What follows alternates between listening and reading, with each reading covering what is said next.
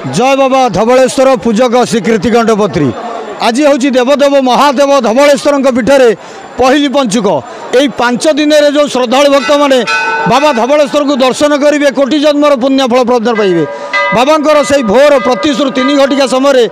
बाबा द्वार फिटी नीति आरंभ होता 108 सुभाषित जल बाबा को स्नान कर बाबा मंगल आरती भोग खेचड़ी बाल्य भोग विसरण बाबा को भोग लगे निमते जो श्रद्धालु भक्त बाबा जे कि प्रिय भोग हूँ घर्षण भोग लगी कर बाबा को जो श्रद्धालु भक्त मैंने अपेक्षा कर दर्शन निमते भीतर को प्रवेश कर मध्याह्न अन्न डालमा खीरी खेचड़ी भोग लगी संध्यारे संध्यावती बाबा धवलेश्वर पीठ में पहली पंचुक हो स्वतंत्र बेश रखा धवलेश्वर महाप्रभु आज पहली पंचुक आशुतोष बेश दर्शन देवे। धवलेश्वर महाप्रभु होती कला वृषभ धल होकर नामकरण धवलेश्वर जो श्रद्धालु भक्त मैंने बाबा को निष्ठा भक्ति आगे डाकिबे समस्त से दुख शुणे कहीं